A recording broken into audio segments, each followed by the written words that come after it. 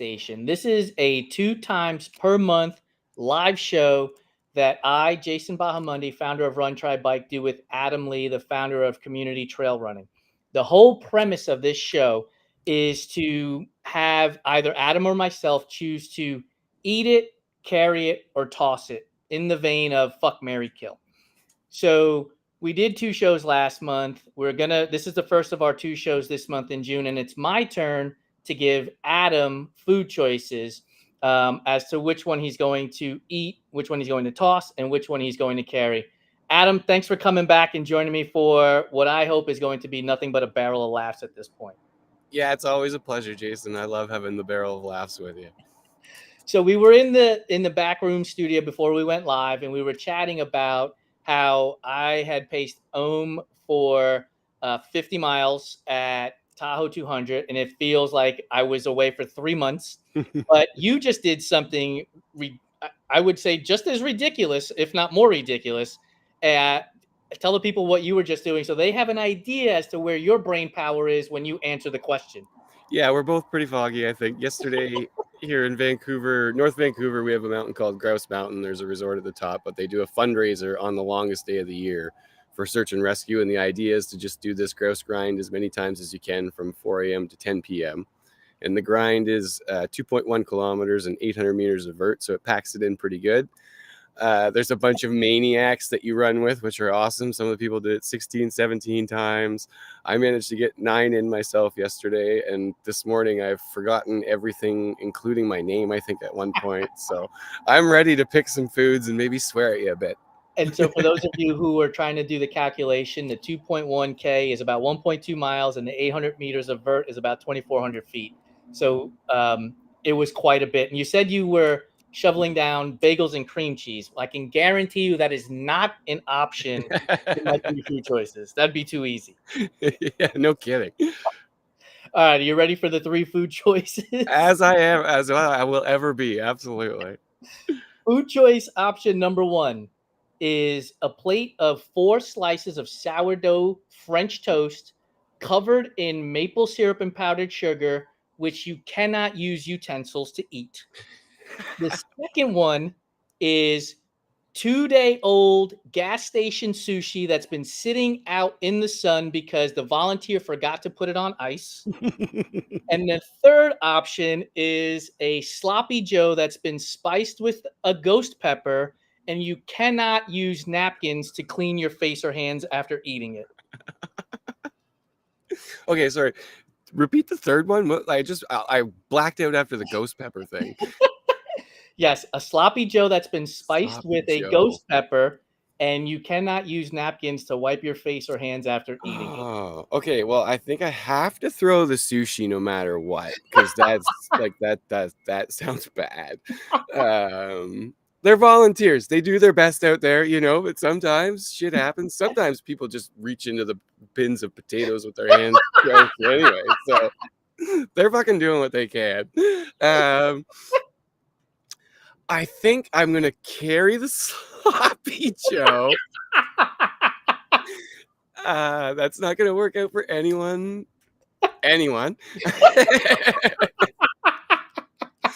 And I'm definitely going to eat the sourdough French bread or French toast because that sounds amazing. Maple syrup I'm going to be a sticky mess, and that's fine. Like, whatever. I'll make friends with the ants along the run, I guess. But I can't have any ground naps like, I'll just be fucking buried in ants when I wake up.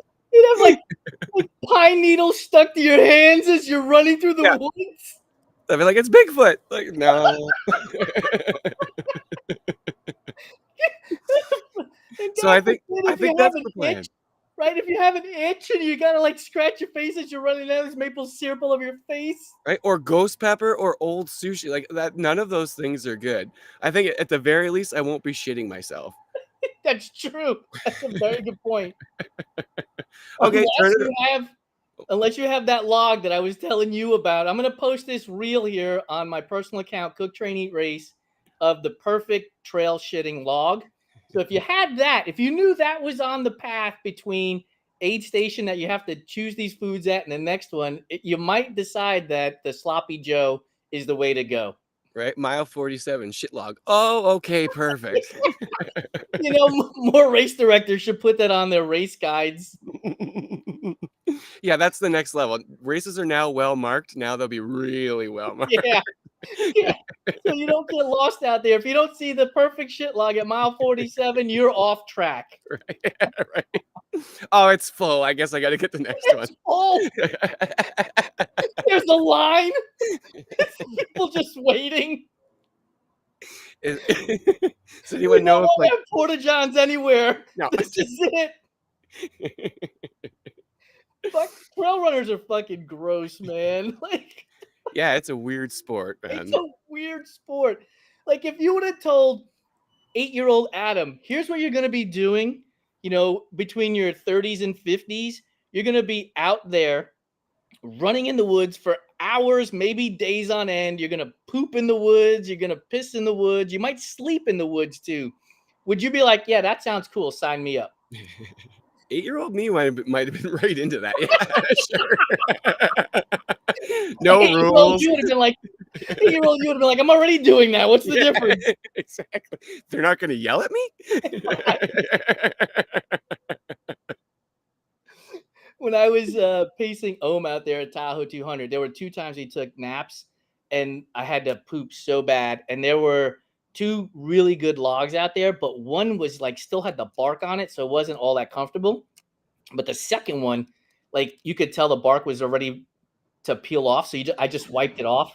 Dude, it was like when Samuel L. Jackson lifted up the suitcase in Pulp Fiction and the gold came out. It was like perfect. It was smooth.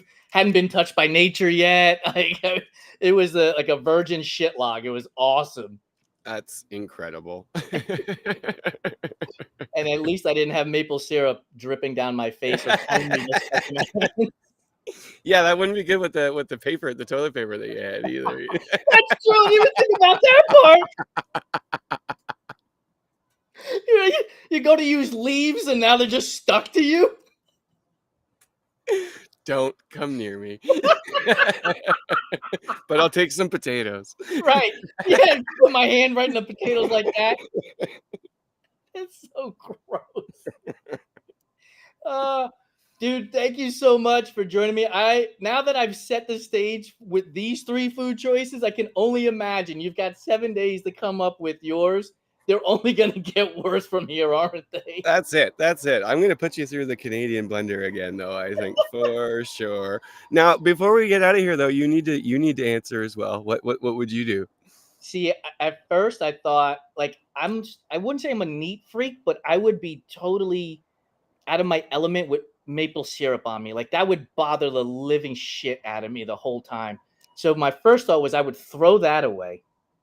I would eat the sloppy Joe because I know for a fact, right? I'm gonna end up shitting at some point. So why not move the process through faster and then just carry the sushi for later on in the race? Maybe I get hungry or something and I can have something to eat. Or you really don't like someone? Yeah. Or if the leader of the race is ahead of me by a few minutes, I catch up to him at an aid station. I'm like, you want some sushi? Get him to go to the bathroom or her to go to the bathroom. Exactly. It's a weapon. Yeah, if there's bears out there, I could just fling the sushi at them, you know? That run the other way. Yep, you're good. All right, man. Thank you so much. Enjoy the rest of your weekend. And I will see you next week on Food Fight Friday from the aid station.